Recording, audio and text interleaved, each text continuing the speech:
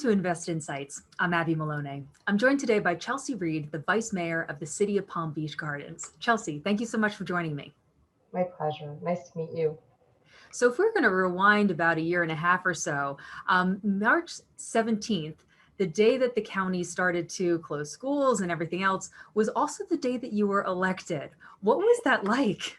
It was, gosh, it's unparalleled for sure. We had obviously started to hear about the pandemic possibly coming and had stopped the door knocking and canvassing as a candidate, which by the way was my favorite part, was getting to talk to thousands of our residents. But it certainly wasn't the way I thought I'd be coming into office. I thought we'd be working on, things that we're hopefully going to talk about today, development, the prosperity of our area, and instead it wound up being a race to a vaccine and stay home, stay safe, and how to keep our businesses afloat, which I'm really proud of what our city did as well.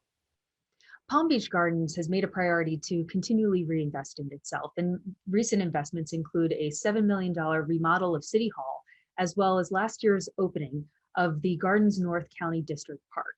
Despite the challenges of the last year and a half, why is it so important for the city to continue reinvesting in these services and facilities? And what do you credit the city's ability to be able to continually invest while remaining financially sound? Well, I love that question. So I believe it's important that we reinvest in our facilities because we're listening to our residents. Each year, the city sends out a resident survey, and our residents really have a value for recreational amenities. And we take that value that they have and reflect it in our budget. So we will continue to invest in recreation programs because obviously they're good for your mental and physical well-being, but they're also an economic generator for our local hotels and restaurants. Even with the pandemic, we saw our residents enjoying our recreational programming more than ever. If I had $1 for every email I got about open golf quickly, I'd have a lot of dollars. So even now, that interest in recreation is continuing, and I don't see it stopping. As far as the financially sound part, that's another great part of that question, because we had the 1 cent sales tax come through the county. And what the city did that was a little bit different than anyone else was we fast-tracked our projects because we have a AAA bond rating. So we've accomplished about 40 projects, which we called Your Penny at Work. And we did this because we knew the 1 cent was coming. And instead of waiting for it to kind of piece by piece put in the development we wanted to change or the projects we wanted to add, instead of stringing them out, we utilized our AAA bond rating to borrow up front and plan for the future that way, building with today's dollar. That AAA bond rating, combined with our nice stable tax rate, allows us to forecast revenue. We like to say at least 5 years, but really mostly we kind of try to forecast out 10.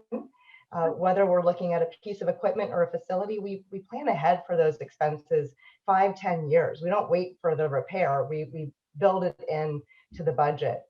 And I love that you mentioned our North County District Park, which is a gem and one of my favorite places. We're still making it better. We're adding a new pavilion. We're adding more trees for shade, which we know is extremely important. And then we have another park right next to City Hall called Gardens Park, where we have a miracle field, which is an adaptive play field for baseball. There we're also adding a bank shot basketball court, which is an adaptive basketball court, and an ADA playground. That'll be done in November. And then we're redoing our pool, and that should start in August, and we should be done by hopefully next year for that one too. So we're keeping on going. Recreation is a big part of gardens. Keeping very busy indeed. 51% of the city has been designated as green or conservation space. In regards to planning for future development in Palm Beach Gardens, how do you and local governance strike that balance between protecting open space while encouraging development? Right, that's the biggest question, and honestly, it's probably one of the issues I get emailed about the most from our residents. In gardens within the county, though, it's kind of different. We have a really unique tool, which is based on our development code. So our development code requires that 25% of whatever land is being developed is conserved for the native plant communities. So that allows the city to sort of safeguard natural assets, because to us, nature is the asset, right? But we're business and development friendly because we also bring in a really cool group, which is our DRC, our Development Review Committee. And the DRC is a group of everyone on our staff, as well as the folks that we're working with. So if we have an applicant coming in And we encourage them to sort of cluster their development so that we can leave that space where it is.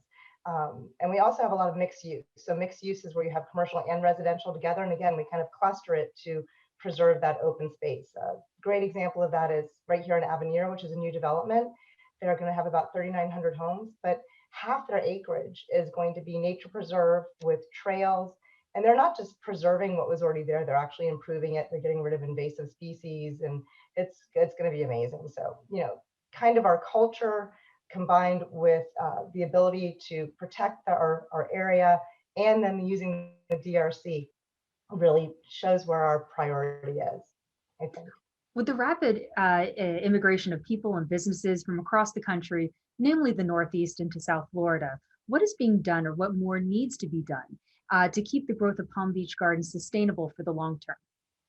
We've been thinking about this for a long time. So Palm Beach Gardens actually started in 1959, John D. MacArthur. Again, going back to your previous question, gardens. So we're trying to say our 50% of gardens in Palm Beach Gardens. But when he developed it, he thought we'd be at 55,000 residents in no time. And actually, we just hit that number. So we've been thinking about it for a long time. What we've done is we're now incorporating and focusing heavily on mobility. So we've adopted a mobility plan. We're investing in mobility. The idea is to move people, to be people-centric, not car-centric. Instead of widening a road, let's make it accessible for all kinds of different vehicles. Personally for me, part of why I wanted to get elected was to pass and promote that desire to have a relationship with people in transportation without a car, and for our community, for development, for our health, and for our environment. So there are things like smart streets, Vision Zero, transit-oriented development, and again, mobility is key for us. So by bringing all that together here in the city, we'll have a connected environment that's safe for all riders. And I really believe that we're inspiring a lot of other municipalities to do the same thing. And as we find ourselves in this new landscape, what's next for the city of Palm Beach Gardens and the local economy? So the mobility fee is going to be helping us quite a bit as we work it and increase our TOD. We just passed the Transit-Oriented Development Ordinance this year. So we have the Transit-Oriented Development, we have mobility, and together that plays off of everyone together, and it's already attracting folks. We have the FP&L building that's going up just off of PGA 95, DeVosta Towers. Two great businesses just came in, AeroClean and Virtue Financial, with high-paying, exciting jobs. We want to keep continuing to attract these target industries, to have a strong business home for them here in Palm Beach Gardens. And by passing TOD, by bringing in mobility, it's going to allow us to have workforce housing. It's going to have a train station. It's bringing in personal service and recreational space all within that area while maintaining that 51%, which I'm really proud of.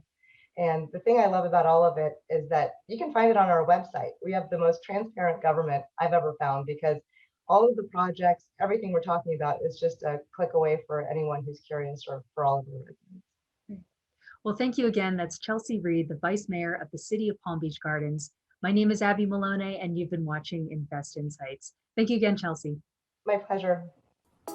Hey everyone, don't forget to like this video and subscribe to our channel so that you can stay up to date on the latest business trends from our knowledgeable experts. Be sure to check out the description below for more information on the segment you just watched.